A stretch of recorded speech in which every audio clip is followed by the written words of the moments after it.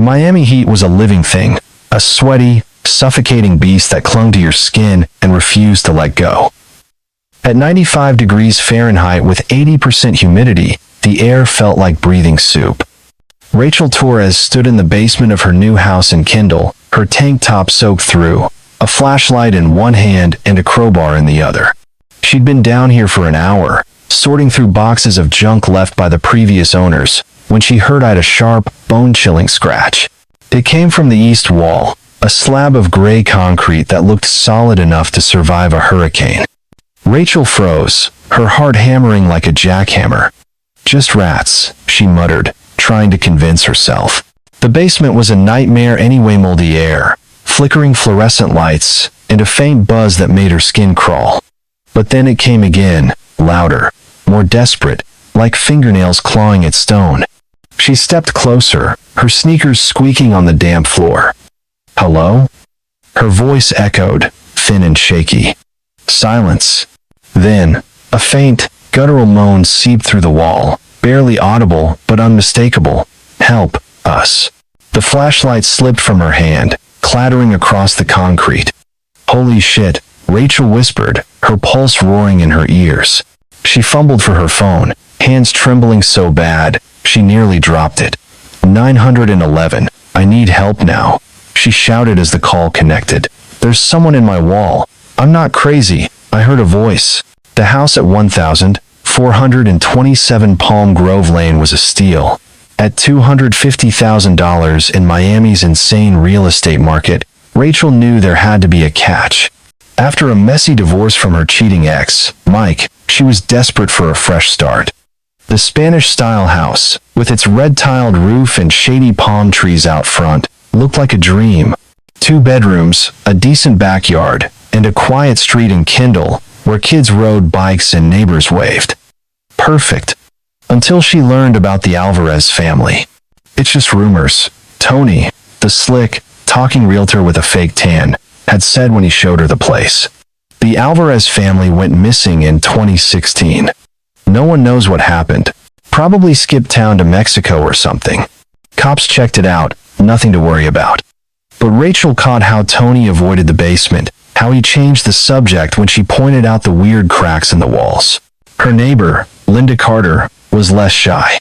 "They vanished right before the 4th of July, Linda said one morning, watering her roses, her eyes glinting like she was spilling the juiciest gossip. "Carlos, Maria, and their kids, Diego and Isabella. Their Honda Accord was still in the driveway, dinner on the table, like they got sucked into thin air. Kids around here call it the ghost house. Sometimes they swear they see lights flickering in the living room at night." Rachel, a 34-year-old nurse at Jackson Memorial, wasn't one for ghost stories. She'd seen enough real horrors in the air gunshot wounds, overdoses, car crash, believe in the supernatural. But the house had a vibe. The way the floorboards creaked when no one was walking. The way the air felt heavy, like it was watching her. She chalked it up to stress. New house, new life, no Mike. She'd be fine. She had to be. Now, standing in the basement, her phone pressed to her ear, she wasn't so sure. "Ma'am, stay calm," the 911 operator said, her voice annoyingly steady. "Officers are on their way." "Can you describe the noise?" "It's like scratching," Rachel said, her eyes locked on the wall. And a voice, "I swear, it said help us. I'm not making this up." The line crackled, and she glanced at her phone. 2 bars. Signal fading. Typical Miami cell service. She backed toward the stairs, her flashlight beam bouncing across the concrete. The scratching had stopped, but the silence was worse, heavy and suffocating, like the house was holding its breath. Upstairs, she paced the living room, her heart still racing. The house was small but cozy, hardwood floors, a thrift store couch, and a flat screen she'd splurged on at Best Buy. Her Taco Bell bag from dinner sat on the coffee table, the smell of nachos mixing with the faint mildew from the basement. She grabbed a warm Coke from the fridge, trying to steady her nerves. It's an old house. Pipes, rats, something normal. But that voice, it wasn't normal. It was human, desperate. The cops arrived 10 minutes later, their cruiser pulling into the driveway with a flash of red and blue. Two officers, a stocky guy named Perez and a younger woman, Officer Kim, stepped out. Perez looked skeptical, his mustache twitching as Rachel led them downstairs. "You heard a voice in the wall?" he asked, shining his flashlight across the basement. "This place has been empty since the Alvarez thing, probably just settling." "Settling doesn't talk," Rachel snapped, her voice sharper than she meant. "I know what I heard. It was like someone's trapped in there." Kim, more patient, tapped the wall with her knuckles. It sounded solid, no echo. "No signs of tampering," she said, crouching to check the base. "But we'll take a look around. You said you just moved in?" "Yeah, 2 weeks ago," Rachel said, hugging her arms. "I was clearing out junk down here when it started. Look, I'm not some paranoid newbie. I work night shifts in the ER. I don't freak out easy." Perez raised an eyebrow but didn't argue. They swept the basement, checking corners, poking at boxes of old Christmas lights and dusty books. Nothing. No scratches, no voices. Rachel felt her cheeks burn. Were they humoring her? She wasn't crazy. She heard it. "Mind if we check the rest of the house?" Kim asked, her tone professional but kind. Rachel nodded, leading them upstairs. As Perez poked around the kitchen, Kim lingered in the living room, her eyes scanning the walls. "You know about the Alvarez case, right?" she asked quietly. Rachel nodded. "Yeah, Linda next door told me. Family of 4, poof, gone. What's that got to do with this?" Kim hesitated, then shrugged. "Just, this house has a history. We got calls back in 16, neighbors hearing weird noises, seeing lights, never found anything. Case went cold." Rachel's stomach twisted. "So you're saying I'm not the first to hear stuff?" "I'm saying," Kim said carefully, "old houses make noises. But we'll file a report. If you hear it again, call us." She handed Rachel a card with her name and number. Perez clomped back in, shaking his head. "Nothing out of place. You want my advice? Get some traps for those rats. And maybe lay off the true crime podcasts." He smirked, and Rachel wanted to slug him. After they left, Rachel locked the door, her hands still shaky. She sank onto the couch, staring at the basement door across the room. The house was quiet now, too quiet. She grabbed her phone, opened Spotify, and blasted a Bad Bunny playlist, trying to drown out the creeping dread. But her eyes kept drifting to the basement. That voice. It wasn't rats. It wasn't pipes. It was real. She couldn't sleep. At 1 a.m., wired on adrenaline and a second Coke, she went back downstairs. The basement felt colder now, the air thick with that moldy stench. She grabbed the crowbar, her flashlight tucked under her arm, and approached the east wall. "If you're there," she said, her voice barely a whisper, "make a sound." Nothing. She tapped the wall, the crowbar clanging dully. Solid. But then, faint and unmistakable, the scratching returned slow, deliberate, like someone dragging a nail across stone. Rachel's breath caught. She pressed her ear to the wall, the concrete icy against her skin. "Who's there?" she whispered. A low, rasping moan answered. "Help us." Rachel stumbled back, her heart in her throat. She swung the crowbar, not thinking, just needing to do something. The metal hit the wall with a dull thunk, sending a chip of concrete flying. She hit again, harder, her arms burning. A crack spiderwebbed across the wall, and a faint hiss of air escaped, cold and sour, like it'd been trapped for years. She dropped the crowbar, her hands shaking. "Oh my God," she breathed, staring at the crack. It was small, maybe 6 inches long, but it was there. Something was behind that wall. She grabbed her phone, ready to call Kim, when her foot nudged something under a pile of boxes. She knelt, pushing aside a tangle of extension cords, and found Ida Polaroid photo, faded but intact. The picture showed 4 people sitting in a dim room, their faces gaunt and eyes hollow, a man, a woman, a teenage boy, and a younger girl. Rachel's blood ran cold. She'd seen their faces before, On a missing persons poster Linda had shown her, Carlos, Maria, Diego, and Isabella Alvarez, the family that vanished 9 years ago. But the scariest part? The date scrawled on the back in black marker, the 30th of June 2024. Rachel's knees buckled. That was last year. How could a photo from last year show a family missing since 2016? Her mind raced, grasping for explanations. A prank? A fake? But the fear in their eyes looked real. Too real. She stuffed the photo in her pocket, her hands trembling. She couldn't call the cops again, not after Perez's smirk. They'd think she was nuts, but she couldn't ignore this. She grabbed the flashlight, shining it on the crack in the wall. The air hissing out was stronger now, carrying a faint, sickly sweet smell, like rotting fruit. She pressed her face close, peering into the darkness. The scratching came again, louder, closer, like it was right behind the wall. Rachel's heart pounded so hard, she thought it had burst. "I'm here," she whispered, her voice cracking. "I'm gonna get you out." A voice answered, so soft she almost missed it, but clear as day. "Please, hurry." Rachel stumbled back, her flashlight beam jerking across the basement. The fluorescent light above flickered, casting wild shadows. She grabbed her phone, her thumb hovering over Kim's number, but something stopped her. What if this was bigger than a trapped person?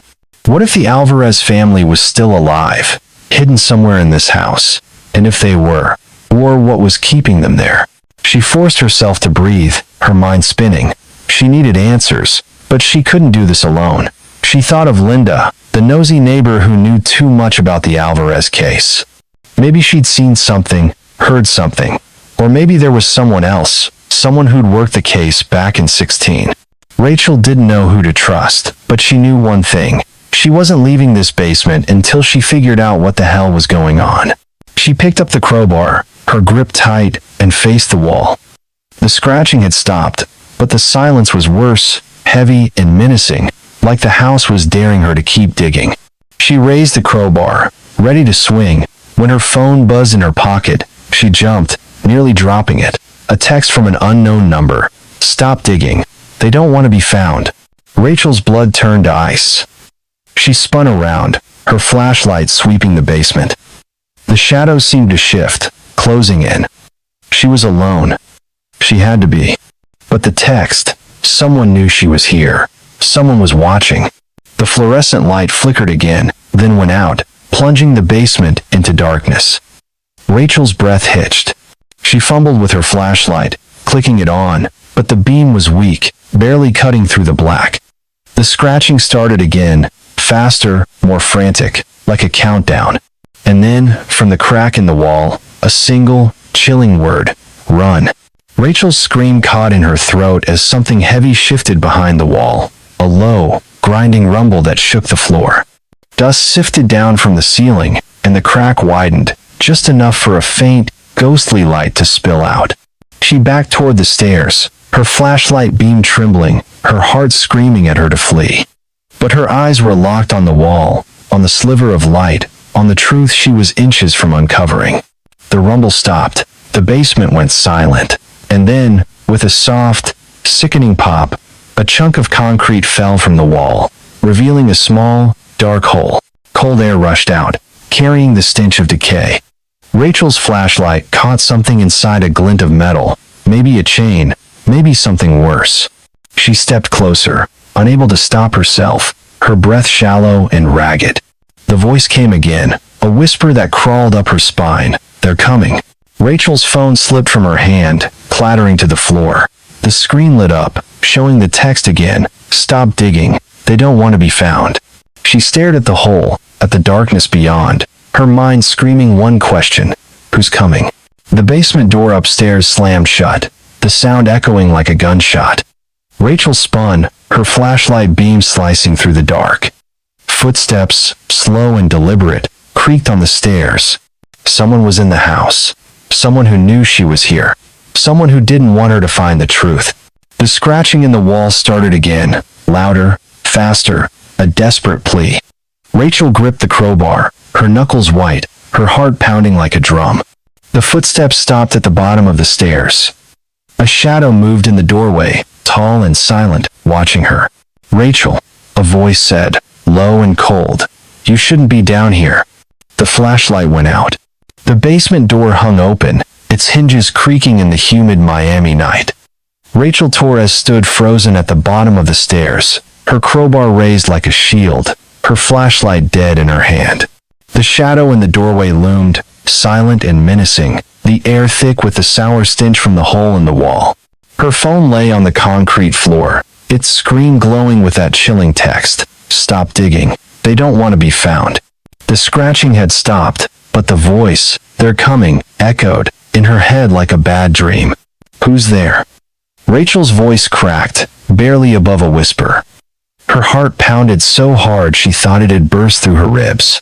The shadow shifted, stepping into the faint moonlight spilling from the stairwell. A figure emerged, tall, lanky, with a mop of dark hair and a hoodie that looked 2 sizes too big. "Chill, it's just me," the figure said, raising his hands. His voice was casual, almost bored, but there was an edge to it, like he was trying too hard to sound calm. "You're Rachel, right? New girl in the ghost house?" Rachel lowered the crowbar an inch, her eyes narrowing. "Who the hell are you? And how'd you get in my house?" "Name's Jake Morales," he said, stepping closer. The moonlight caught his face, late 20s, sharp cheekbones, a faint scar above his left eyebrow. "Back door was unlocked. You really gotta fix that. Kindle's safe, but not that safe." Rachel's grip tightened on the crowbar. "You broke into my house at 1 a.m. to tell me to lock my doors? Get out before I call the cops." Jake smirked, unfazed. "You already called them, didn't you? Saw the cruiser peel out. Figured you found something weird down here." He glanced at the cracked wall, his eyes lingering on the hole. "Heard you screaming from the street. Thought you might need a hand." Rachel's stomach churned. This guy knew too much, and she didn't like the way he was eyeing the wall, like he was looking for something specific. "You're not helping," she said, stepping between him and the hole. "Start talking. How do you know me?" Jake sighed, leaning against the stair railing. "I grew up around here. Went to school with Diego Alvarez, the kid who lived here before, you know." He waved a hand, like the disappearance was old news. "Heard you bought the place. Heard you're a nurse. Word travels fast in Kindle. Plus, Linda Carter's got a big mouth." Rachel's mind raced. Diego Alvarez, the teenage boy from the Polaroid, the one with hollow eyes and a face that looked like it hadn't seen sunlight in years. She still had the photo in her pocket, its edges digging into her thigh. "So you're what, some kind of stalker? Get to the point." "Look," Jake said, his voice dropping, "Diego was my friend. When his family vanished, I tried digging into it, found some weird stuff about this house. Then I got a text like yours. Told me to back off. I did. But you," he pointed at the wall, "you're stirring it up again. Whatever's in there, it's not just rats." Rachel's skin prickled. "You got a text? Saying what?" Jake pulled out his phone, scrolling to a message from 2017. He held it up. "Leave the Alvarez house alone. They're gone." The number was blocked, just like hers. "Same vibe as yours, I'm guessing," he said. "Someone's watching this place. Always has been." Before Rachel could respond, a low, grinding rumble came from the wall, like stone scraping against stone. Dust sifted down, and the hole widened, just enough for a faint, sickly glow to spill out. The air turned colder, the stench of decay stronger. Jake's smirk vanished. "What the hell did you do?" he whispered. "I didn't do anything," Rachel hissed, backing toward the stairs. "It started before you showed up." Jake grabbed her flashlight from the floor, clicking it on. The beam flickered, weak but enough to light the hole. Inside, the glint of metal she'd seen earlier resolved into something worse, a rusted chain, dangling from a hook embedded in the concrete. Beyond it, the glow pulsed, like a heartbeat. "That's not normal," Jake said, his voice tight. "We gotta get out of here." But Rachel couldn't move. That voice, "Help us," it was the Alvarez family. She knew it in her gut. The Polaroid, dated 2024, burned in her pocket. They were alive, or had been, and they were close. She couldn't walk away. Not now. Rachel, come on. Jake grabbed her arm, but she shook him off, stepping toward the hole. Are you nuts? He snapped. You don't know what's in there.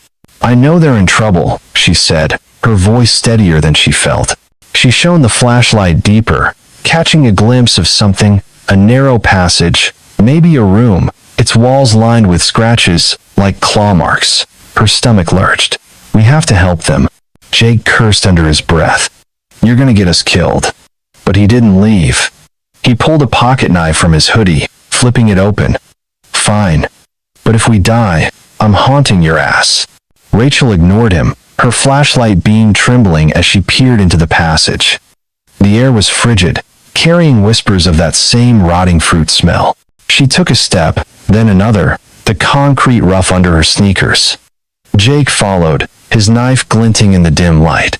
The passage was tight, barely 4 feet wide, the walls damp and streaked with something dark mold, maybe blood. Rachel's heart pounded, but she kept moving, driven by the memory of that voice. 10 feet in, the passage opened into a small chamber, maybe 8 by 8. The glow came from a single, flickering bulb hanging from the ceiling, casting jagged shadows. The room was empty except for a metal table bolted to the floor, its surface stained with rust or something worse.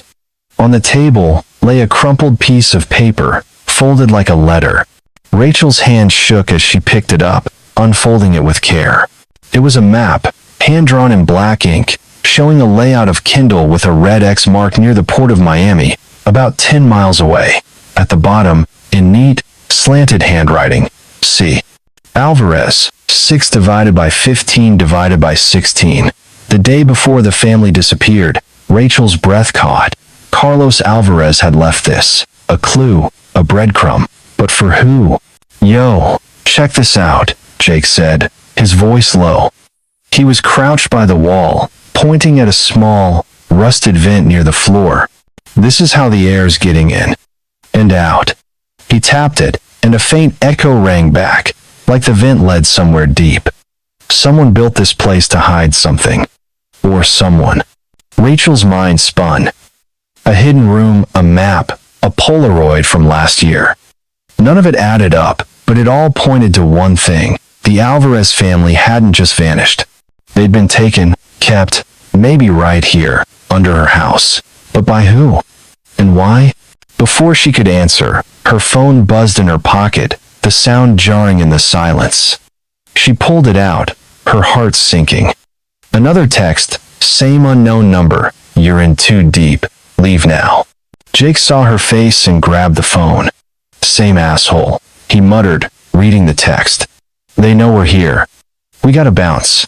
But Rachel wasn't listening. She was staring at the vent, where a faint, scratching sound had started again, slow and deliberate. They're still here, she whispered, dropping to her knees. She pressed her ear to the vent, the metal cold against her skin. Hello? Can you hear me? A voice answered, weak but clear, a girl's voice, trembling with fear. Please, don't let him find us. Rachel's blood turned to ice. Who's him? She asked, her voice shaking. Who's got you? The voice didn't answer. Instead, a low, mechanical hum started, like a motor kicking on. The bulb overhead flickered, then died, plunging the room into darkness. Jake cursed, his knife clattering to the floor. Rachel, we're out of time, he shouted, grabbing her arm. But Rachel couldn't move. The hum grew louder, vibrating through the walls, and then click. A panel in the ceiling slid open, and a faint, green glow spilled down, illuminating a tangle of wires and blinking lights. Cameras. Tiny, hidden cameras, their lenses glinting like eyes. They were being watched. Right now. Shit, shit, shit, Jake hissed, dragging her toward the passage. This place is wired. Someone's seeing everything. Rachel stumbled after him, her mind racing. The cameras, the texts, the map, they weren't random. Someone had built this room, rigged it, and they were still here, still watching. She clutched the map, its edges crumpling in her fist. They reached the basement, the air hot and sticky after the icy chamber. Jake slammed the passage door shut, but it didn't lock. "We're screwed," he said, his eyes wild. "Whoever's running this knows we found their hideout." Rachel's phone buzzed again. She didn't want to look, but she couldn't stop herself. The new text was a grainy shot of her and Jake, standing in the basement, taken seconds ago. Below it, one word: run. Her legs moved before her brain caught up. She bolted up the stairs, Jake right behind her, their footsteps pounding like gunfire. They burst into the living room, the Bad Bunny playlist still blaring from her phone on the couch. Rachel grabbed it, fumbling to dial 911, but the signal was gone. "No bars," she said, her voice breaking. "How's that possible?" Jake didn't answer. He was staring at the front window, where the streetlight outside flickered, casting long, twisted shadows across the lawn. "Someone's out there," he whispered, pointing. A figure stood under the light, too far to see clearly, but close enough to know they were watching. The figure raised a hand, pointing directly at the house. Rachel's heart stopped.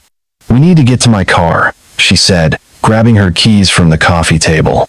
Her Honda Civic was parked in the driveway, 20 feet from the front door. Close, but not close enough. Jake shook his head. "They'll see us. We need a plan." "No time," Rachel snapped, her fear turning to anger. "I'm not staying here to get jumped by some creep." She yanked open the front door, the humid night air hitting her like a wave. The street was quiet, too quiet, the only sound the distant hum of cicadas and the faint buzz of the streetlight. The figure was gone. She sprinted to the car, Jake on her heels, her keys slipping in her sweaty hands. She hit the unlock button, the Civic's lights flashing, and dove into the driver's seat. Jake scrambled in beside her, slamming the door. "Go, go, go," he shouted. Rachel jammed the key into the ignition, the engine roaring to life. She peeled out of the driveway, tires screeching, and floored it down Palm Grove Lane. Her eyes flicked to the rearview mirror, half expecting to see the figure chasing them. The street was empty, but her heart didn't slow. "Who the hell was that?" she demanded, her voice shaking. "No clue," Jake said, checking his phone, "but they've got eyes everywhere. Those cameras. Someone's been watching this house for years." Rachel's hands tightened on the wheel, the Polaroid, the map, the voice. It was all connected. She pulled out the photo, tossing it to Jake. "Look at this. Found it in the basement. It's them, the Alvarez family. Dated last year." Jake's eyes widened as he studied the photo, his thumb tracing the date. "The 30th of June 2024. This is impossible," he said, his voice barely audible. "Diego would be 23 now, Isabella, 19. They look like they haven't aged." "They're alive," Rachel said, her voice fierce. Or they were. That voice, it was a girl. "Isabella, maybe. We have to find them." Jake shook his head. "You don't get it. Whoever's doing this, they're not just hiding people. They're playing a game, and we just walked into it." Rachel didn't answer. She was already thinking of Officer Kim's card, tucked in her wallet. She needed someone she could trust, someone who wouldn't laugh her off like Perez. But first, she needed to know more about Jake. He knew too much, showed up too conveniently. Was he really Diego's friend, or something else? She pulled into a 24-hour Walmart parking lot, the neon lights casting a harsh glow over the asphalt. "We're not going back to the house," she said, cutting the engine. "Not until we figure this out. You said you dug into the Alvarez case. What'd you find?" Jake hesitated, his eyes darting to the photo. Carlos Alvarez, Diego's dad, worked for a construction company, Miami build, shady outfit, tied to some big players in the city. "I hacked their servers back in high school, found emails about a deal gone wrong. Carlos was in deep money laundering, maybe drugs. Then, poof, his whole family's gone." Rachel's stomach twisted. "You think he got them killed?" "Or taken," Jake said. "Someone wanted him quiet. But that room, those cameras, that's next level. Whoever's behind this has resources, and they're still here." Rachel's phone buzzed again, and she flinched. Another text. "You can't save them, but you can save yourself. Leave Miami." She showed it to Jake, her hands trembling. "They're not giving up," she said. Jake's face hardened. Neither are we. But we need help, someone who knows the case. Officer Kim, Rachel said, pulling out the card. She worked the Alvarez case since 16. Said there were weird noises, lights. She'll listen. Jake nodded, but his eyes were on the parking lot, where a black SUV had just pulled in, its headlights off. Don't look now, he whispered, but we've got company. Rachel's heart sank. The SUV idled at the edge of the lot, its tinted windows reflecting the Walmart sign. She started the car, her hands sweaty on the wheel. Hold on, she said, slamming the gas. The Civic lurched forward, weaving through the lot, but the SUV followed, slow and deliberate, like a predator stalking prey. She hit the main road, speeding toward downtown Miami, the city lights blurring past. Jake twisted in his seat, watching the SUV. They're still on us, he said, his voice tight. Lose 'em. Rachel swerved onto a side street, her tires squealing, but the SUV stayed close, its engine growling like a beast. Her phone buzzed again, but she didn't dare look. The road narrowed, flanked by warehouses and chain-link fences, the port of Miami looming in the distance. The map flashed in her mind, the red X, the port. Was this where it led? Was this where the Alvarez family was hidden? Rachel, watch out, Jake shouted, pointing ahead. A figure stood in the middle of the road, motionless, their face hidden by a hoodie. Rachel slammed the brakes, the Civic skidding to a stop inches from the figure. The SUV screeched to a halt behind them, boxing them in. The figure stepped forward, the streetlight catching their face, a woman, maybe 40, with sharp features and eyes like ice. She raised a hand, holding something small and metallic, a remote. Get out of the car, she said, her voice calm but deadly, or this whole street goes up in flames. Rachel's heart stopped. The woman knew her name, knew everything, and the remote, a detonator? Her eyes flicked to the map in Jake's lap, the red X burning in her mind. They were at the port. They were at the heart of it. The SUV's doors opened, and two men stepped out, their faces shadowed. Jake grabbed his knife, but Rachel put a hand on his arm. Don't, she whispered, we're trapped. The woman smiled, a cold, predatory grin. Smart girl, she said. Now, let's talk about the Alvarez family, and why you're never going to find them. The remote clicked, and a low, ominous hum started under the street, vibrating through the car. Rachel's blood ran cold. The ground shook, and from somewhere nearby, a faint, desperate scream echoed, just like the one from the wall. The Miami street was a furnace, even at 2 a.m., the asphalt radiating heat like a skillet left on high. Rachel Torres gripped the steering wheel of her Honda Civic, her knuckles white, her heart still racing from the encounter at the port. The woman's icy voice, let's talk about the Alvarez family, echoed in her head, along with the faint scream that had pierced the night. Jake Morales sat in the passenger seat, his pocket knife clutched tight, his eyes darting to the rearview mirror. The black SUV was gone, but the low, ominous hum from under the street lingered in Rachel's bones. Who the hell was that? Rachel demanded, swerving onto Coral Way, the neon lights of a 7-Eleven blurring past. And what was that remote? A bomb? Jake shook his head, his face pale under the streetlights. No clue, but she wasn't bluffing. That hum felt like something big, like a generator, or worse. He glanced at the crumpled map in his lap, the red X marking the port of Miami. We were right there, Rachel. Whatever's got the Alvarez family, it's tied to that spot. Rachel's hands trembled as she pulled into the 7-Eleven lot, the Civic's tires crunching on loose gravel. She cut the engine, her breath ragged. The Polaroid of the Alvarez family, dated the 30th of June 2024, was still in her pocket, its weight like a brick. Carlos, Maria, Diego, and Isabella Gaunt, hollow-eyed, alive last year. The girl's voice from the basement wall, please, don't let him find us, was burned into her mind. And now this woman, with her cold smile and that remote. Rachel's gut screamed one thing, they were in way over their heads. We need help, she said, pulling out Officer Kim's card. Someone who knows the Alvarez case. Someone who'll believe us. Jake nodded, but his eyes were on the map. "There's a guy," he said, his voice low. "Victor Salazar. Used to be a reporter for the Miami Herald. Wrote a big piece on the Alvarez disappearance back in 16. He got obsessed, started digging too deep. Word is, he got threats, quit his job, moved to Little Havana. If anyone knows something, it's him." Rachel frowned. "How do you know this guy?" "Diego," Jake said, his jaw tight. "He was my best friend in high school. Victor interviewed me after the family vanished. Asked a lot of weird questions, like he knew more than he was saying. I didn't trust him then, but now." He tapped the map. "This points to the port. Victor might know why." Rachel didn't like it. Jake was too convenient, too connected. First he shows up in her basement, now he's got a lead? But she didn't have a choice.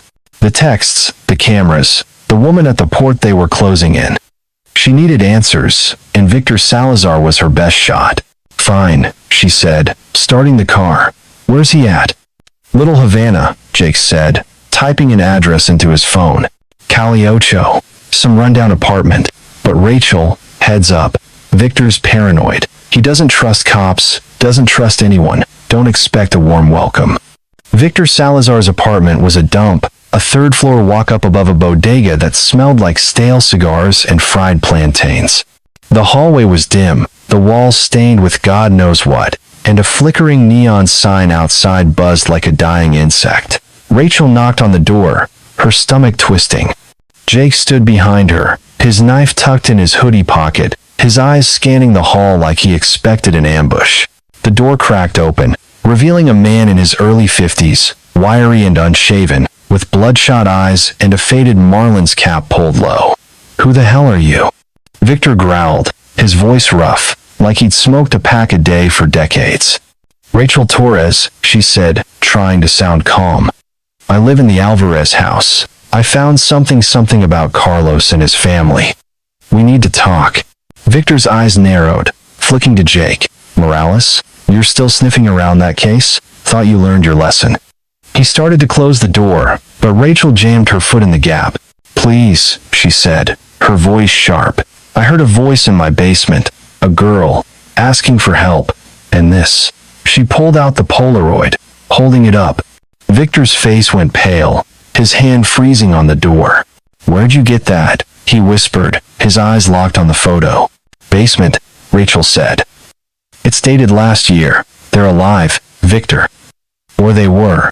And someone's watching me, sending texts, telling me to back off. I need to know what you know." Victor hesitated, then yanked the door open. "Get in, quick." He glanced down the hall, like he expected someone to be lurking. "And keep your voices down." Inside, the apartment was a mess, stacks of newspapers, empty beer cans, and a bulletin board plastered with photos, articles, and string connecting dots, like a conspiracy nut's wet dream. Rachel's skin prickled as she spotted a grainy photo of the Alvarez house, pinned next to a map of Miami's port. "You've been busy," she said, her voice dry. Victor ignored her, grabbing the Polaroid. "This is impossible," he muttered, his hands shaking. "They were gone. 9 years. No trace." He looked up, his eyes wild. "You're sure you found this in the house?" "Right by the wall where I heard the voice," Rachel said. "There's a hidden room. Victor, cameras, chains, a map pointing to the port. And tonight, some woman with a remote cornered us there. She knew my name." Victor sank into a chair, rubbing his temples. "You don't know what you're messing with," he said, his voice low. "The Alvarez case. It's not just a missing family. Carlos was into some bad shit. Miami Build, his company, was a front, money laundering, drugs, you name it. He pissed off the wrong people, and they made him disappear." Rachel's heart raced. Who's they?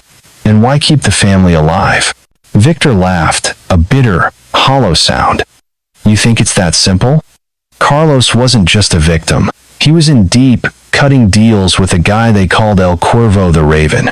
Shady bastard. Ran the show at the port. I got close to him once, back in 16. Followed him to a warehouse. Saw him talking to Carlos, night before they vanished. Next day, I got a brick through my window with a note. Stop, or die. Jake stepped forward, his eyes hard. You saw El Cuervo? Why didn't you tell the cops? Victor snorted. Cops? Half of them are bought. El Cuervo's got people everywhere. Cops, politicians, you name it. I quit the Herald, moved here to lay low, but I kept digging. He pointed to the bulletin board. Found records, shipments going through the port, tied to Miami build. Carlos was skimming cash, got greedy. I think El Cuervo took the family to keep him in line. Rachel's mind spun. The map, the port, the woman with the remote it was all connected. But the voice in the wall, the Polaroid, it didn't add up. If they're dead, why's this photo from last year? And who's sending me texts? Victor's eyes darted to the window, where the neon sign buzzed louder, casting a sickly red glow across the room. You're being watched, he said, his voice barely audible. El Cuervo doesn't let go. He's got eyes everywhere, cameras, informants. You stirred up his nest, and now he's coming for you. Rachel's stomach churned. She pulled out her phone, showing Victor the texts. Stop digging. They don't want to be found. You're in too deep. Leave now. You can't save them. But you can save yourself. Victor's face went gray. That's him, he said. Or someone working for him. You need to get out of Miami. Tonight. No way, Rachel snapped, her fear turning to anger. I heard a girl in that wall. Isabella, maybe. She's alive, and I'm not leaving her. Jake nodded, his jaw tight. She's right. We found a room, Victor, hidden behind the basement wall. Chains, cameras, a map to the port. Whoever's doing this, they're still using that house. Victor stood, pacing like a caged animal. You don't get it, he said, his voice rising. El Cuervo's not just some thug. He's a ghost. No one's seen his face. Not really. He could be anyone, a neighbor, a cop, hell, even your buddy here. He shot Jake a look, and Rachel's skin prickled. Jake's convenient arrival, his knowledge of the case. Was she being played? Watch it, old man. Jake growled, stepping closer. I'm here to help, not screw things up. Enough, Rachel cut in, her voice sharp. Victor, you know something. Spill it. What's at the port? And what's with the room? Victor hesitated, then grabbed a notebook from the bulletin board, its pages yellowed and crammed with scrawled notes. This, he said, flipping to a page. Found it in a dumpster behind Miami Build's office, 16. It's a ledger, shipments, dates, payments. One entry mentions a safe room under the Alvarez house. I thought it was for drugs, but... He trailed off, his eyes flicking to the Polaroid. Maybe it's more. Rachel took the notebook, her hand shaking. The page listed dates, amounts, and cryptic notes. Delivery to safe room, 6 divided by 15 divided by 16. CA, compliant. Carlos Alvarez. The night before the disappearance, she looked up, her voice steady, despite the fear clawing her chest. We need to find that safe room. If they're alive, they're there. Victor shook his head. You're walking into a trap. El Cuervo knows you're here. He's probably listening right now. As if on cue, the neon sign outside flickered, plunging the apartment into darkness. Rachel's heart stopped. A low, rhythmic thumping started, like footsteps climbing the stairs. Jake grabbed his knife, his eyes wide. We've got company, he whispered. Rachel spun toward the door, her pulse roaring. Victor, you got a back way out? Fire escape, he said, grabbing a flashlight from a drawer. But we're 3 floors up. You ready to climb? Before she could answer, the door rattled, a sharp, deliberate knock echoing through the room. Rachel's blood turned to ice. Open the door, Salazar. A voice called, low and gravelly, with a faint accent she couldn't place. We need to talk. Victor's face went white. It's him, he whispered, his voice trembling. El Cuervo. Rachel's mind raced. The ledger, the map, the Polaroid, it all led here. She grabbed Victor's arm, pulling him toward the window. Move, she hissed, shoving the notebook into her pocket. Jake was already at the fire escape, yanking the window open, the rusted frame screeching. The knocking turned to pounding, the door shaking in its frame.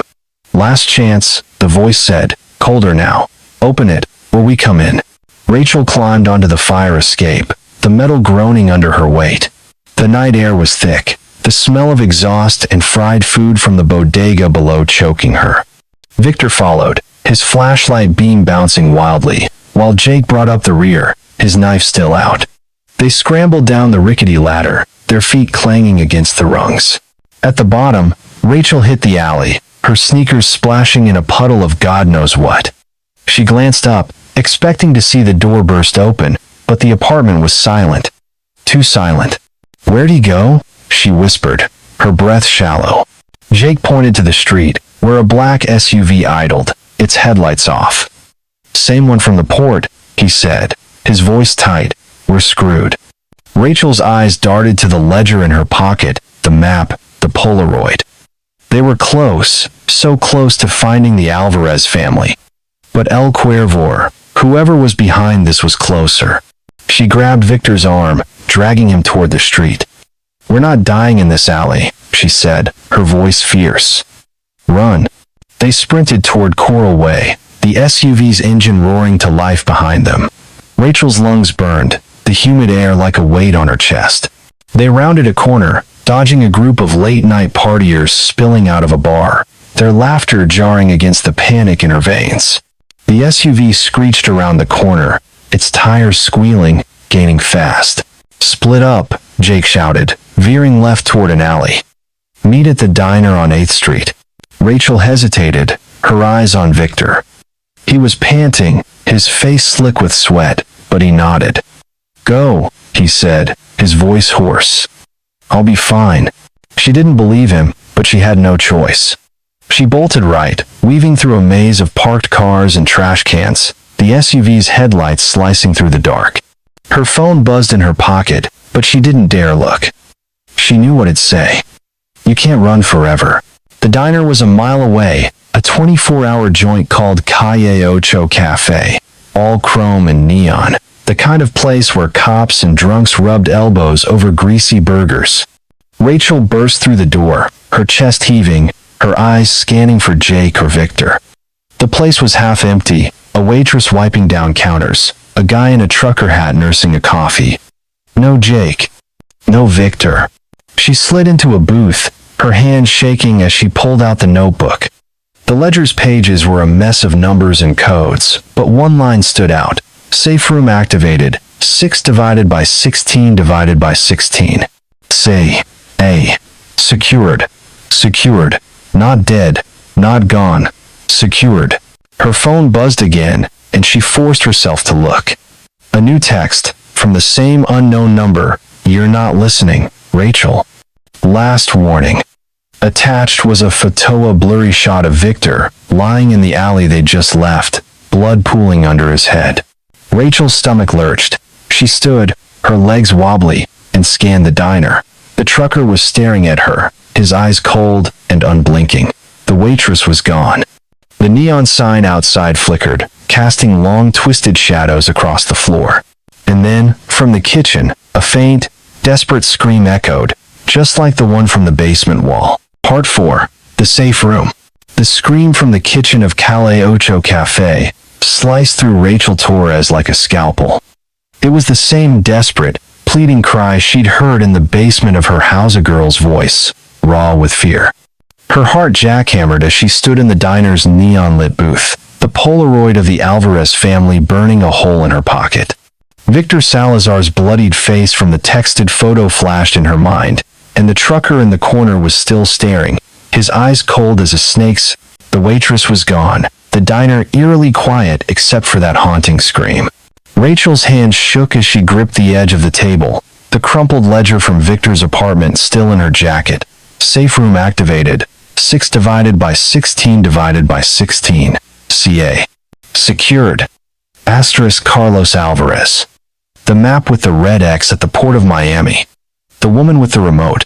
It was all connected, and now Victor was down, maybe dead, and she was alone in a diner that felt like a trap. The trucker stood, his chair scraping the linoleum, and Rachel's stomach lurched. Stay put, she whispered to herself, her eyes darting to the kitchen door. The scream had stopped, but the silence was worse, thick and suffocating, like the air before a storm.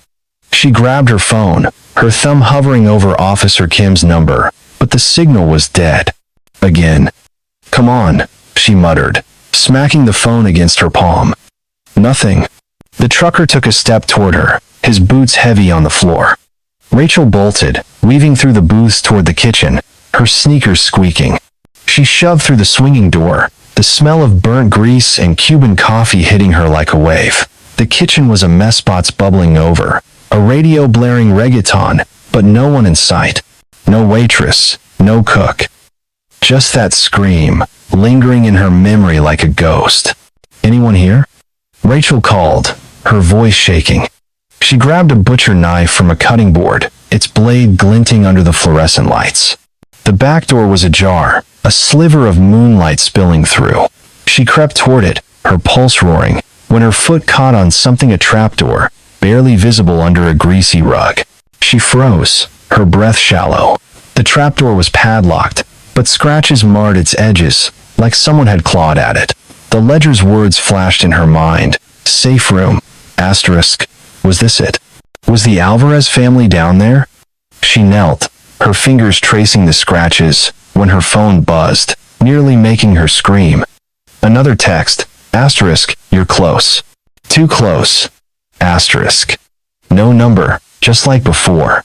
Rachel's heart pounded. She needed help, but Jake was gone, split off in the alley, and Victor was probably bleeding out.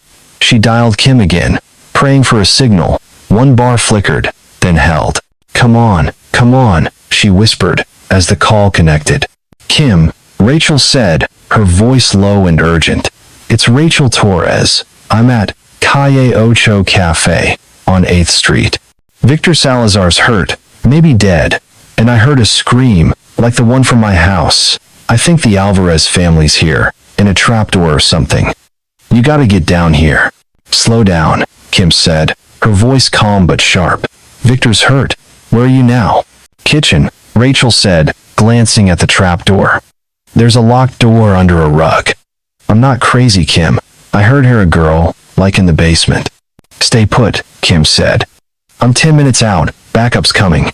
"Do not open that door, Rachel. If it's them, whoever's got them is dangerous." Rachel hung up, her eyes locked on the trapdoor. 10 minutes was too long. That scream, it was Isabella. She was sure. The girl in the Polaroid, 19 now, trapped somewhere dark and cold. Rachel grabbed a spatula, wedging it under the padlock. It didn't budge. "Come on, you bastard," she hissed, slamming the knife's handle against it. The lock snapped, the sound echoing like a gunshot. She yanked the trapdoor open, a blast of icy air, hitting her face, thick with the stench of mold and something sweeter, like rotting meat. A rusted ladder led down into darkness, the faint glow of a light flickering below. Rachel's stomach churned, but she couldn't stop. She climbed down, the knife in one hand, her phone's flashlight in the other, its beam shaking with her nerves. The ladder ended in a concrete chamber, maybe 10 by 10 feet, the walls slick with damp. 4 metal cots lined one side, each with a thin blanket, stained and frayed. A single bulb hung from the ceiling, buzzing and flickering, casting jagged shadows. Scratches covered the walls, deep and frantic, like someone had tried to claw their way out. Rachel's breath caught. This was the safe room. This was where the Alvarez family had been. She stepped forward, her sneakers crunching on something broken glass, maybe a syringe. Her flashlight caught a pile of papers on one cot, yellowed and curling. She grabbed them, her hands trembling. They were letters, handwritten, addressed to asterisk CA, Carlos Alvarez. One read, "You broke the deal. Keep them safe, or they pay." Asterisk. No signature, just a crude drawing of a raven. El Cuervo. Rachel's blood ran cold. Victor was right. Carlos had been in deep, and his family was collateral. But the Polaroid, dated last year, they were alive, or had been. Where were they now? She scanned the room, her flashlight beam darting across the walls. A small vent near the floor caught her eye, its grate loose, scratches around it like the trapdoor upstairs. She knelt, her heart pounding, and pressed her ear to it. A faint, ragged breath came through, followed by a whisper. "Please, he's coming back." "Isabella?" Rachel called, her voice cracking. "Is that you?" "I'm here, I'm gonna get you out." The whisper stopped. A low, mechanical hum started, like the one at the port, vibrating through the walls. Rachel's phone buzzed, and she glanced at it, dreading what she'd see. A new text. "You found the room. Now you'll never leave." Asterisk. The hum grew louder, and the bulb flickered, plunging the chamber into darkness. Rachel's flashlight died, leaving her blind. She fumbled for the ladder, her hands slick with sweat, when a hand grabbed her ankle, cold and strong. She screamed, kicking wildly, and the grip released. She scrambled up the ladder, her knife clattering to the floor below, her heart pounding like a drum. She burst into the kitchen, slamming the trapdoor shut, her chest heaving. The diner was still empty, the radio now silent. She backed toward the swinging door, her eyes locked on the trapdoor, expecting it to fly open. Nothing. No footsteps, no screams. Just the hum, faint but growing, like a heartbeat under the floor. Headlights flashed through the diner's windows. Kim's cruiser, pulling into the lot. Rachel exhaled, her legs wobbly, and stumbled outside.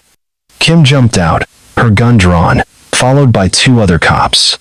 "Rachel, you okay?" she called, her eyes scanning the diner. "I found a room," Rachel said, her voice hoarse. "Under the kitchen, cots, papers, a vent." "I heard her again, Isabella. She's alive, Kim, but someone's down there with her." Kim's face hardened. "Stay here," she said, signaling the other cops. They pushed into the diner, their flashlights cutting through the dark. Rachel leaned against the cruiser, her hands shaking, the ledger and Polaroid heavy in her pockets. She needed to tell Kim about Victor, about the texts, but her mind kept replaying that hand on her ankle. Who was it? El Cuervo? Or someone else? Minutes dragged like hours. Kim emerged, her expression grim. "The room's empty," she said. "No one's down there. Just beds, papers, and a lot of scratches. Looks like it's been abandoned for years." Rachel's stomach dropped. "That's impossible. I heard her, and someone grabbed me." Kim held up a hand. "We found this." She showed Rachel a small, rusted key, etched with a raven symbol. "It was on one of the cots. Any idea what it opens?" Rachel shook her head, her mind racing. The key, the raven, the ledger, it all pointed to El Cuervo. But the voice, the hand, they were real. She pulled out the ledger, handing it to Kim. "Victor gave me this. Said Carlos Alvarez was mixed up with a guy called El Cuervo, running drugs or money through Miami build. The map I found points to a warehouse at the port." Kim's eyes narrowed as she flipped through the ledger. "This is big," she said. "But Victor, we found him in the alley off Coral Way. He's alive, barely. Took a bullet to the shoulder. He's at Jackson Memorial now, but he's not talking." Rachel's heart sank. "He said El Cuervo's got people everywhere, cops, even. You trust your team?" Kim's jaw tightened. "I trust me," she said. "But you're right to be paranoid. This case stinks. We need to check that warehouse." Rachel nodded, but her eyes were on the diner, where the neon sign flickered, casting long, twisted shadows across the lot. "What about Jake?" she asked. "He was supposed to meet me here."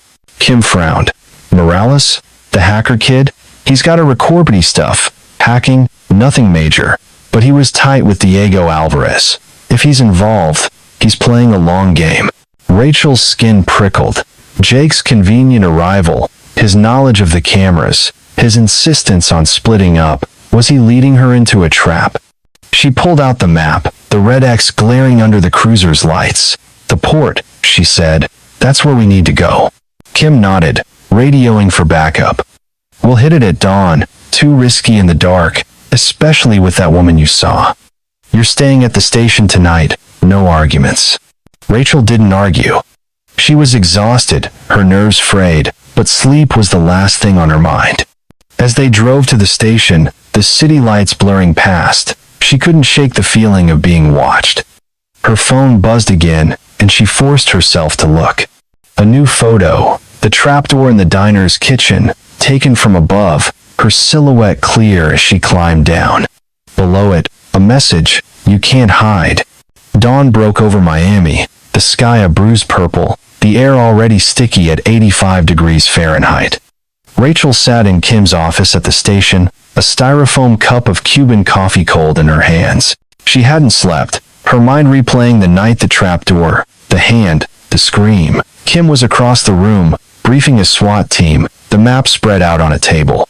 The port warehouse was their target, but Rachel's gut screamed it wasn't that simple. Jake hadn't shown up, no calls, no texts. Kim had put out an APB, but Rachel wasn't holding her breath.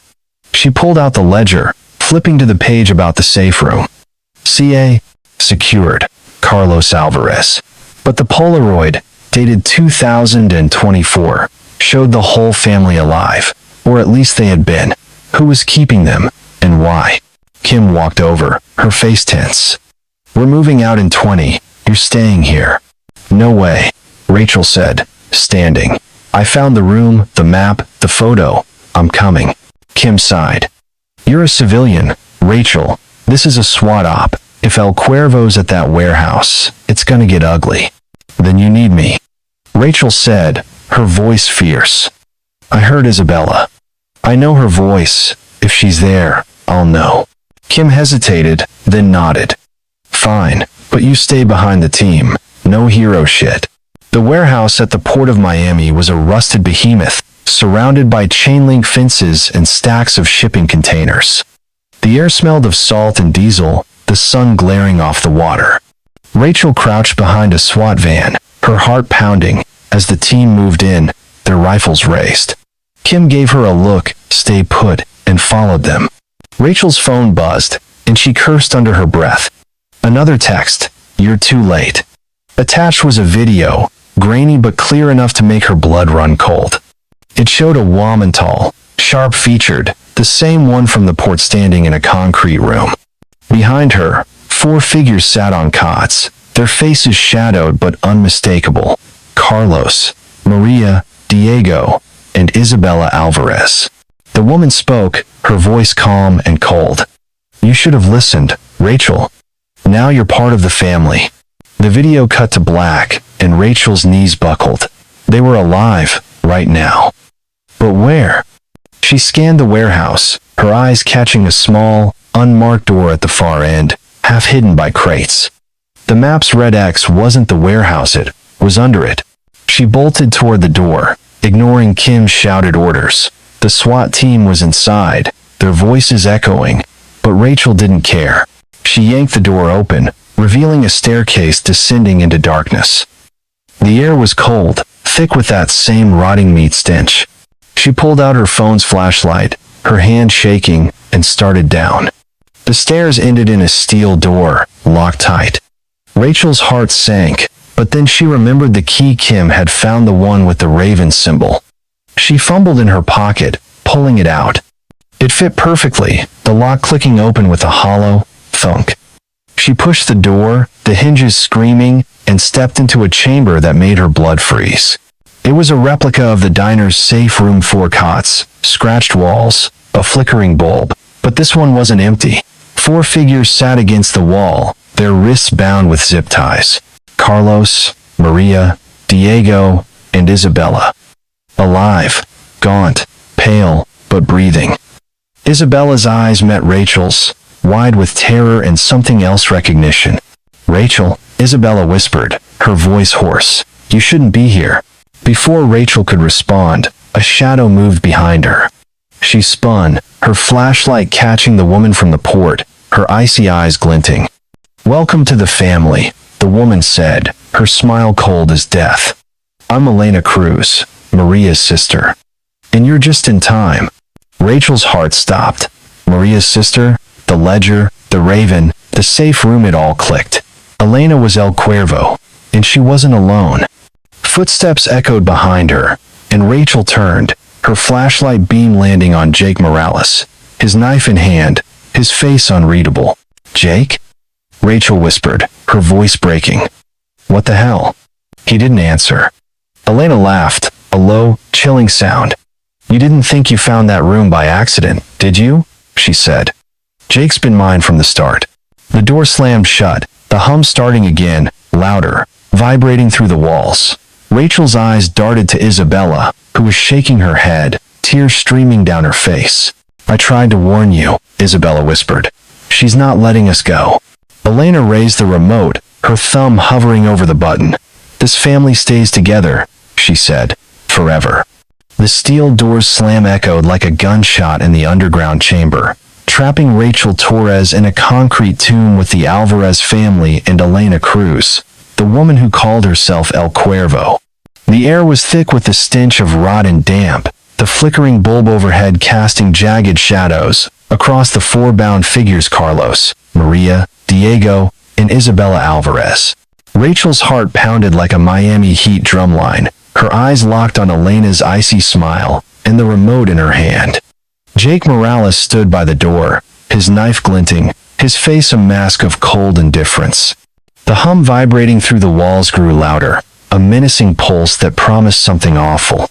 You're part of the family now, Rachel, Elena said, her voice smooth as glass, her thumb hovering over the remote's button. No one leaves, not ever. Rachel's throat tightened, her mind racing. The Polaroid from 2024, the ledger, the map with the red X at the port of Miami, it all led to this moment. Isabella's whispered warning, "She's not letting us go," rang in her ears. And Jake, his betrayal cut deeper than she'd expected. She trusted him, followed him, and now he was one of them. Jake. Rachel said, her voice shaking but sharp. What the hell are you doing? You said Diego was your friend. Jake's eyes flicked to Diego, bound on the cot, his face gaunt but defiant. He was, Jake said, his voice low, almost regretful. But friends don't get you out of debt, Elena does. Elena laughed, a chilling sound that bounced off the walls. Loyalty is earned, Rachel. Jake learned that, so will you. She stepped closer, her boots clicking on the concrete, the remote steady in her hand. This family stays together, safe, protected, away from the world's filth. Rachel's eyes darted to Isabella, 19 now, her face pale and streaked with tears. The girl's zip-tied hands trembled, but there was something in her eyes, not just fear, but a flicker of defiance. Rachel clung to that, her only hope in this suffocating room. You're Maria's sister, Rachel said, stalling, her voice steady despite the panic clawing her chest. Why do this? Why keep your own family locked up like animals? Elena's smile faltered, a crack in her icy facade. You wouldn't understand, she said, her voice tightening. The world out there, it's poison. Money, greed, betrayal, it tore us apart. Carlos thought he could play the game, skimming cash from Miami build, crossing people he shouldn't. I saved them. I gave them a sanctuary. Sanctuary? Rachel snapped, her anger flaring. You call this a sanctuary? Cots, chains, a freaking dungeon? You're insane? Maria, bound next to Carlos, let out a choked sob. Elena, please, she whispered, her voice raw. Let us go. We're your family. You are my family. Elena said, her voice softening, almost tender. That's why I did this. To keep you safe. To keep us together. She turned to Rachel, her eyes glinting. And you, Rachel, you're like me. Alone. Broken.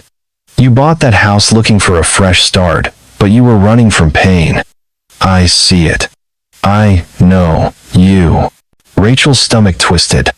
Elena's words hit too close: her divorce, her ex's betrayal, the long nights in the ER stitching up strangers while her own life fell apart. But she wasn't like Elena. She wouldn't break. You don't know shit about me, Rachel said, stepping forward, her fists clenched. And I'm not joining your twisted family. Elena's smile returned, cold and predatory. You will, she said. Everyone does, eventually. She glanced at Isabella, her expression softening. Isn't that right, Bella? Isabella's head snapped up, her eyes wide. Don't, she whispered, her voice barely audible. Don't make me. Rachel's heart sank. There was something wrong here. Something deeper. Isabella wasn't just a victim. The way Elena looked at her, the way Isabella avoided her gazite was like they shared a secret. Rachel's mind flashed to the video from the port. Isabella's voice agreeing with someone off-screen. Was she part of this? Jake, Elena said, her tone sharp. Secure her. Jake moved toward Rachel, his knife gleaming, but his eyes flickered with something doubt, maybe guilt. Rachel backed up, her shoulder hitting the damp wall, her mind racing for a way out. The hum was deafening now, vibrating through her bones, and the air felt thinner, like gas was seeping in. She had to act fast. Isabella, Rachel said, her voice low, urgent. You don't have to do this. Whatever she's got on you, we can stop her. Together. Isabella's eyes met hers, a storm of fear and resolve swirling in them. You don't understand, she whispered. She'll kill Diego. She'll kill them all.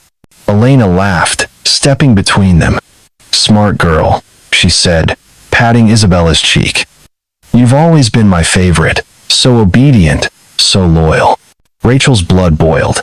She lunged, not thinking, aiming for the remote in Elena's hand. Elena sidestepped, quick as a snake, and Jake grabbed Rachel's arm, twisting it behind her. Pain shot through her shoulder, but she didn't scream. She wouldn't give Elena the satisfaction. Enough, Elena snapped, raising the remote. One press, and this room fills with gas. You want to save them, Rachel? Join them. Or die with them. Rachel's eyes locked on Isabella, pleading silently. The girl's hand shook, her zip ties cutting into her wrists. Then, in a flash, Isabella moved, slamming her shoulder into Elena's side. The remote flew from Elena's hand, skittering across the concrete. Run! Isabella screamed, her voice raw. Rachel didn't hesitate. She twisted free of Jake's grip, diving for the remote. Her fingers closed around it just as Elena lunged, her nails raking Rachel's arm. Rachel kicked, catching Elena's knee, and scrambled to her feet. Isabella, come on, she shouted, bolting for the door. But Isabella didn't move. She stood over Elena, her face a mask of pain and fury. I'm sorry, she whispered, tears streaming down her cheeks. I can't. Jake grabbed Isabella, pinning her arms, while Elena staggered to her feet, her face twisted with rage. You traitor, she hissed, snatching a knife from her boot. After everything I did for you. Rachel's heart stopped. She clutched the remote, her thumb hovering over the button, but she didn't know what it would dog us. An explosion, something worse. She backed toward the door, her eyes on Isabella. Why? She asked, her voice breaking. Why stay? Isabella's gaze was hollow, her voice barely a whisper. She raised me. When we were down here, she taught me, protected me. She's family. Rachel's stomach churned. 9 years in this hellhole. From 10 to 19, Isabella had grown up under Elena's thumb, molded by her twisted version of love, Stockholm Syndrome, or something darker. Rachel wanted to scream, to drag Isabella out, but the girl's eyes said it all. She was torn, caught between her real family and the monster who'd caged her. The door behind Rachel rattled, and shouts echoed from the other side. Kim and the SWAT team, finally here. Rachel. Kim's voice boomed. Open the door. Elena lunged, her knife flashing, but Rachel dodged, slamming her shoulder into the door. It didn't budge, locked from the outside. Jake released Isabella, moving toward Rachel, his knife raised. Don't make this harder, he said, his voice low, almost pleading. Harder? Rachel spat, gripping the remote. You sold out your best friend, Jake. For what? Money? Jake flinched, his knife wavering. You don't know what it's like, he said. Owing people like her. I had no choice. There's always a choice, Rachel said, her eyes flicking to the remote. She had no idea what it would do, but it was her only leverage. She raised it, her thumb on the button. Back off, Elena, or I press it. Elena froze, her knife inches from Rachel's throat. You wouldn't, she said, her voice cold but uncertain. You'd kill them all. Rachel's hand shook, her eyes locked on Isabella. The girl was trembling, her gaze darting between Elena and her bound family. Isabella, Rachel said, her voice steady despite the fear. You're not her. You're stronger than this. Isabella's eyes flickered, a spark of something hope, maybe flaring in them. She moved, slow at first, then fast, grabbing a metal pipe from the floor and swinging it at Jake's head. He ducked, but the pipe grazed his shoulder, sending him stumbling. Go! Isabella screamed, turning on Elena. Rachel didn't wait. She slammed the remote against the wall, shattering it, praying it wouldn't trigger whatever Elena had planned. The hum stopped, the air still heavy with the threat of gas.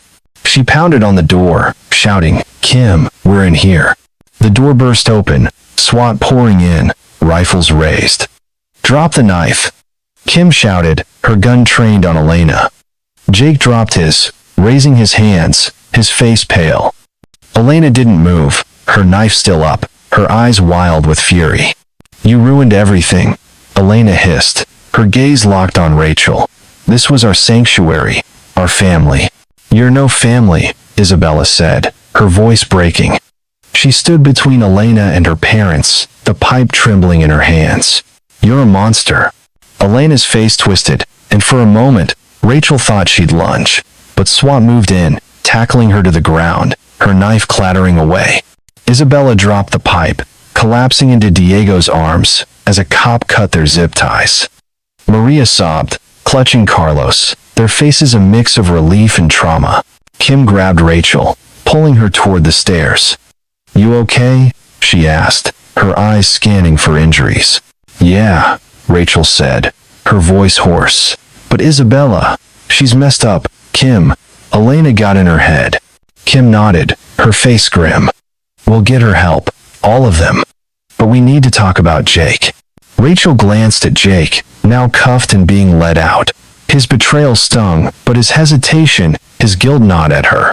He said he owed her, she said. What's that mean? Later, Kim said, guiding her up the stairs. Right now, we need to secure this place. That hum, there's something under this warehouse. They emerged into the warehouse, the morning sun glaring through broken windows, the air thick with salt and diesel.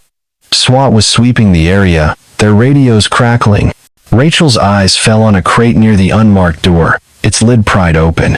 Inside was a laptop, its screen glowing with a live feed of the safe room they'd just left. Someone had been watching the whole time. Kim cursed under her breath. This is bigger than Elena, she said, grabbing the laptop. We need to find out who she's working for. Rachel's phone buzzed, and she flinched, her nerves shot. Another text, no number. You saved them, but you didn't save yourself. Attached was a photo of her, taken minutes ago, standing in the warehouse, the SWAT team behind her. Her blood ran cold. Kim, she said, her voice trembling. They're still watching. Kim grabbed the phone, her face hardening. Get to the van, she said, radioing for more backup. We're not done here. As they moved toward the van, Rachel's eyes caught a glint in the distance, a figure on a rooftop, silhouetted against the rising sun. They were holding something, maybe binoculars, maybe something worse. The figure vanished, but the feeling of being watched clung to her like Miami's humidity.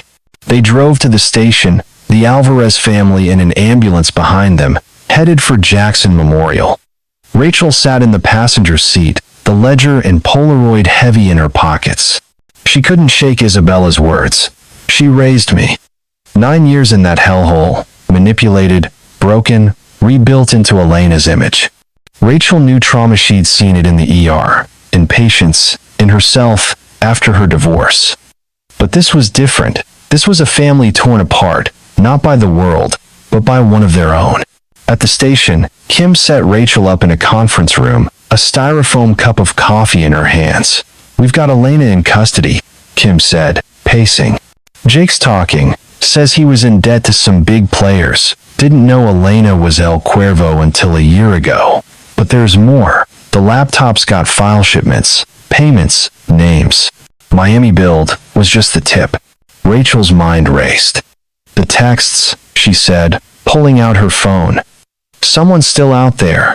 And that photo, it was taken today. Kim nodded, her jaw tight. We're tracing the number, but it's a burner. Whoever's behind this, they're not done. And Isabella. She hesitated. She's not talking, keeps asking for Elena. Rachel's heart sank. She's been down there since she was 10, Kim. Elena was all she had. We need to get her help, real help. We will, Kim said. But first, we need to find the rest of El Cuervo's network. That warehouse, the safe room, it's not the only one. The ledger mentions a place near Lake Okeechobee, 80 miles north. We're planning a raid, but it's remote, middle of nowhere.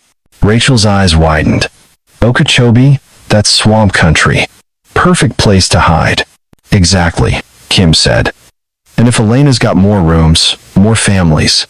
She didn't finish, but the implication hung heavy. Rachel's phone buzzed, and she froze, her hands trembling. She didn't want to look, but she had to.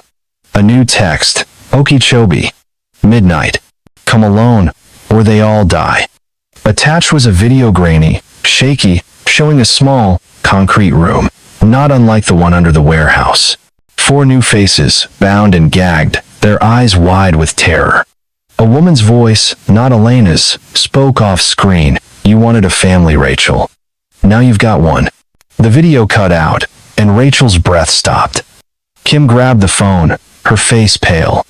We're moving now, she said, radioing the team. SWAT, FBI, everyone. Okeechobee, midnight. Rachel's mind spun. Another room, another family, and now she was the target. But why? What did they want with her? She thought of Isabella, torn between her captor and her family, and a chill ran through her. Elena wasn't the only one pulling strings. Someone else was out there, watching, waiting. As Kim rallied the team, Rachel slipped the ledger out, flipping to a page she hadn't noticed before. A single line, scrawled in red ink, EC to oversee new family. Okeechobee safe house, 6 divided by 30 divided by 25. Today's date. Elena Cruz wasn't the mastermind, she was a pawn, and Rachel had just walked into the real El Cuervo's trap. The conference room door burst open, a young officer panting. Detective Kim, he said, his voice shaking. We just got a call from Jackson Memorial. Isabella Alvarez is gone. Escaped her room, took out a guard, and she left this. He held up a note, written in Isabella's shaky handwriting. I'm sorry, Rachel. I have to save her. Rachel's blood turned to ice. Isabella was going back to Elena, and Okeechobee was waiting. The Florida night was a swampy beast, the air thick and heavy at 90 degrees Fahrenheit. Even at 11 p.m. Rachel Torres crouched behind a rusted pickup truck, her heart pounding like a bass line at a South Beach club. Lake Okeechobee loomed ahead, its black water glinting under a sliver of moon, the smell of mud and decay choking her lungs. 80 miles from Miami, this was no man's land, swamps, gators, and secrets buried deeper than the muck. The SWAT team fanned out through the trees, their radios crackling, while Detective Lauren Kim whispered orders from the lead van. Rachel's phone burned in her pocket, the last text seared into her mind. Okeechobee. Midnight. Come alone, or they all die. The video of 4 new captives, bound and terrified, played on a loop in her head. Isabella Alvarez's note. I'm sorry, Rachel. I have to save her, was a knife in her gut.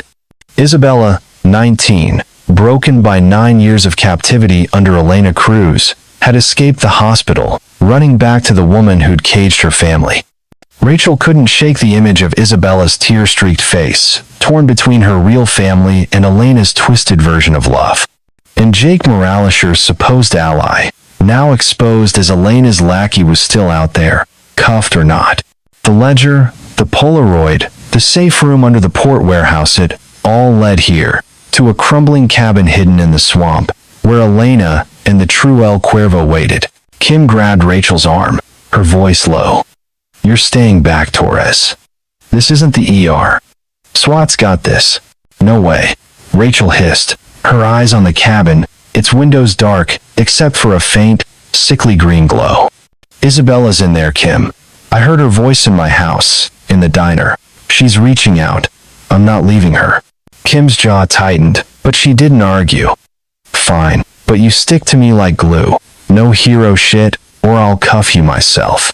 Rachel nodded, her hands trembling as she clutched the ledger from Victor Salazar's apartment. The last page, scrawled in red ink, EC to oversee new family. Okeechobee safe house, 6 divided by 30 divided by 25 had blown the case wide open. Elena Cruz, Maria Alvarez's sister, wasn't the mastermind. She was a pawn, just like Jake. The real El Cuervo was someone bigger, someone watching from the shadows, and Rachel was walking straight into their trap. The SWAT team moved silently, their boots sinking into the muddy ground, the cicadas' buzz masking their approach. The cabin was a squat, rotting thing, its wooden walls warped by years of swamp water. Rachel's stomach churned as she followed Kim, her sneakers squelching, the air thick with the stench of rot and gasoline. The green glow flickered through a cracked window, and she caught a glimpse of movement, someone inside, pacing. Kim signaled for the team to surround the cabin, their rifles glinting in the moonlight. Rachel's phone buzzed, and she flinched, her nerves shot. She glanced at it, dreading another text. It was worse, a live feed, streaming from an unknown number, showing the inside of the cabin. 4 figures sat in a circle, bound, their faces hidden by hoods. A woman's voice, not Elena's, spoke, cold and precise. "Welcome to the family, Rachel. You're right on time." Rachel's blood froze. She showed the phone to Kim, whose eyes widened. "They know we're here," Kim whispered, radioing the team. "Breach now. Possible hostages inside." The SWAT team kicked in the door, wood splintering, their shouts shattering the swamp's silence. Rachel followed Kim, her heart pounding, the ledger heavy in her pocket. The cabin's interior was a nightmare-appealing wallpaper, a single bulb swinging from the ceiling, casting twisted shadows. A table in the center held a laptop, its screen showing the same live feed Rachel had just seen. The 4 hooded figures were gone, the room empty except for Elena Cruz, standing in the corner, her knife gleaming. "Drop it," Kim shouted, her gun trained on Elena. "Where's Isabella? Where's the family?" Elena's smile was cold, her eyes glinting like a predator's. "You're late," she said, her voice calm despite the rifles aimed at her. "They're already gone." "But Rachel..." She turned, her gaze locking on Rachel. "You're right where you belong." Rachel's skin crawled. "Where's Isabella?" she demanded, stepping forward, ignoring Kim's warning glance. "I know she's here. She left me a note." Elena laughed, a low, chilling sound. "Isabella's mine. She chose me. 9 years. I raised her, taught her, kept her safe from the world's poison. You can't take that away." "She's not yours," Rachel snapped, her anger flaring. "She's a kid you brainwashed. Where is she?" Elena's smile widened, but before she could answer, a scream echoed from below a trapdoor in the floor, its edges scratched like the one in the diner. Rachel's heart stopped. "Isabella." She bolted for the trapdoor, Kim shouting, "Torres, wait." Rachel yanked it open, a blast of icy air hitting her, thick with the stench of decay and chemicals. A ladder led down into darkness, the green glow pulsing below. She climbed down, her hands shaking, Kim and 2 SWAT guys right behind her. The ladder ended in a concrete bunker, bigger than the port safe room, its walls lined with monitors showing live feeds off the cabin, the port, Rachel's house. Someone had been watching everything. In the center, Isabella stood, her hands free, a pipe wrench in her grip. 4 bound figures sat against the wall, the new family from the video, their hoods removed, their faces pale and terrified. Not the Alvarez family, but strangers, their eyes wide with fear. Isabella's gaze met Rachel's, a storm of guilt and defiance in her eyes. "Isabella," Rachel said, her voice soft but urgent. "You don't have to do this. Come with us. Your family's waiting." Isabella's hands trembled, the wrench shaking. "You don't get it," she whispered. "Elena saved me. The world out there, it's chaos. She gave me order, safety. I can't go back." Kim stepped forward, her gun lowered, but ready. "Isabella, put the wrench down. We'll get you help. You're not alone." Isabella's eyes darted to the monitors, where Elena's face appeared, still upstairs, now cuffed by SWAT. "She's all I have," Isabella said, her voice breaking. "She's my family." Rachel's heart ached. 9 years in captivity, molded by Elena's warped ideology. It had broken Isabella, turned her into something between victim and accomplice. Rachel took a step closer, her hands raised.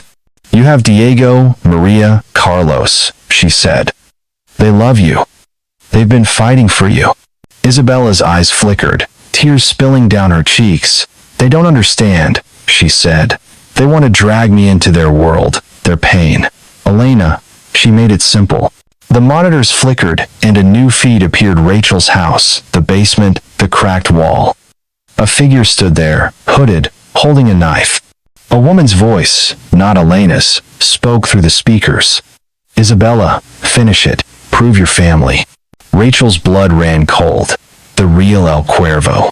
Not Elena, but someone else, pulling the strings. She glanced at Kim, who was radioing for backup, her face pale. "Isabella," Rachel said, her voice steady despite the fear. "That's not Elena. That's someone using you, just like they used her. You're stronger than this." Isabella's wrench wavered, her eyes locked on the monitor. I can't," she whispered, her voice breaking. She dropped the wrench, collapsing to her knees, sobbing. Rachel rushed to her, wrapping her arms around the girl, her own heart pounding. Kim moved to the bound captives, cutting their zip ties. "Who are you?" she asked, her voice sharp. "Who brought you here?" A woman, middle-aged, her face bruised, spoke first.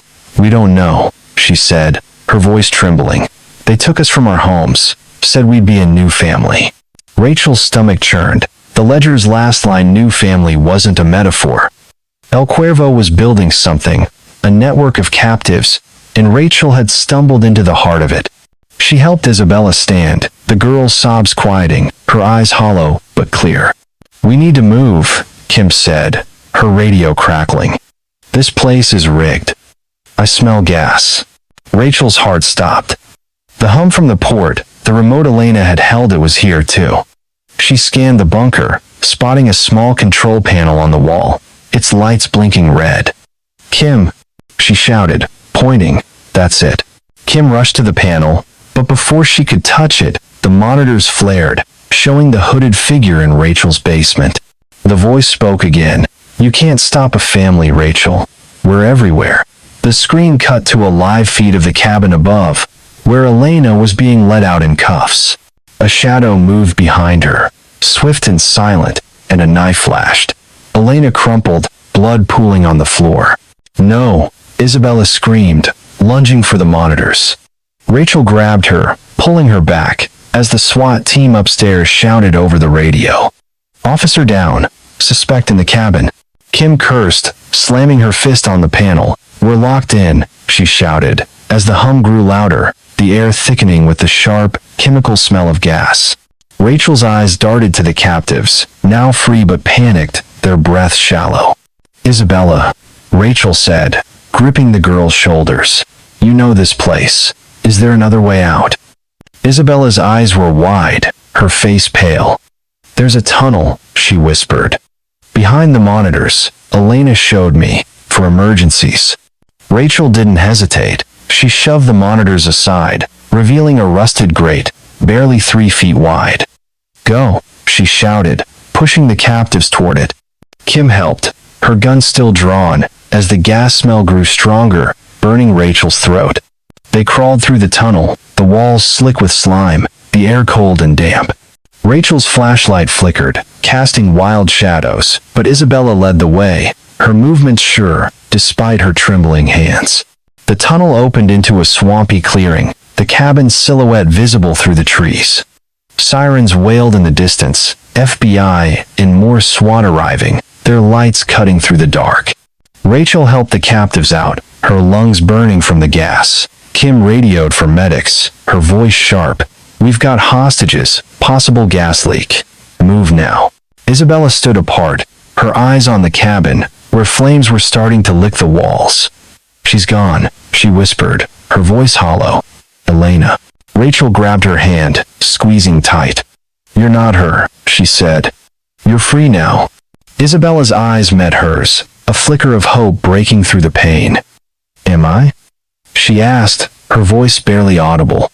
Before Rachel could answer, her phone buzzed, the sound jarring in the swamp's silence. She didn't want to look, but she had to. A final text. The family never ends. Attached was a photo of Rachel, standing in the clearing, taken seconds ago. The cabin burned behind her, its flames casting a hellish glow, but the real terror was the figure in the background, barely visible, watching from the trees. Kim grabbed the phone, her face pale. "We're not done," she said, her voice grim. "Whoever this is, they're still out there." Back in Miami, dawn broke over Jackson Memorial, the air already stifling at 87 degrees Fahrenheit. Rachel sat in a hospital waiting room, a blanket around her shoulders, her hands still shaking. The Alvarez family, Carlos, Maria, Diego, was being treated, their faces gaunt but alive. Isabella was in a psych ward, under observation, her future uncertain. Kim stood nearby, briefing FBI agents, the ledger and Polaroid now evidence in a federal case. "We found more files on that laptop," Kim said, sitting next to Rachel. "Safe houses, not just here but in Tampa, Orlando, even Atlanta. Whoever's running this, they're big." Elena was a middleman, not the top. Rachel nodded, her eyes on the window, where the city skyline glowed under the rising sun. "And Jake?" she asked, her voice flat. "In custody," Kim said. "Singing like a bird. Says he was in debt to a cartel. Got roped in by Elena a year ago. Didn't know about the safe houses until recently, but he's not our guy. The texts, the photos, they're coming from someone else." Rachel's stomach twisted. The real El Cuervo. The figure in the trees, the voice on the monitors. She pulled out Isabella's note, rereading it. "I have to save her." Isabella had chosen Elena, then betrayed her, but at what cost? Rachel knew trauma. She'd lived it, seen it in the ER, but this was deeper, a wound that might never heal. "What happens to Isabella?" she asked, her voice soft. Kim sighed. "Therapy, lots of it. She's a victim, but she's complicated. 9 years with Elena messed her up. We'll do what we can." Rachel nodded, her mind drifting to her own pastor's sister, lost to a hit-and-run case that was never solved, the pain that drove her to buy that cursed house. She'd wanted a fresh start, but she'd found a nightmare. And yet, she'd saved them, the Alvarez family, the new captives. They were alive because of her. It wasn't enough, but it was something. She stood, handing Kim the note. "I'm going home," she said, her voice steady despite the weight in her chest. "Call me if you need me."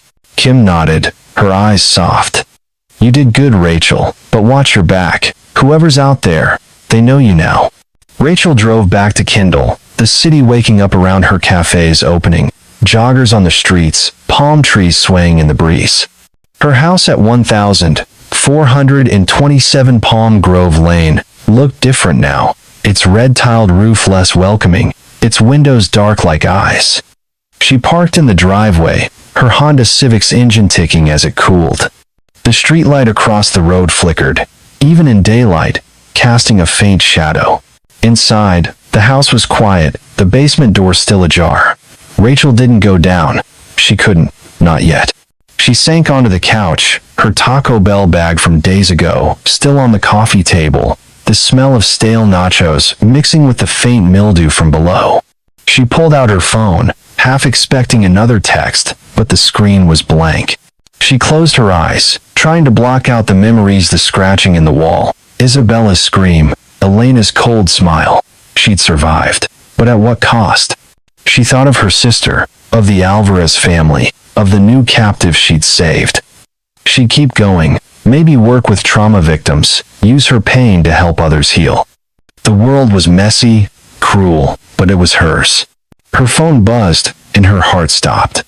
She forced herself to look. A new message, no number. "The family welcomes you, Rachel."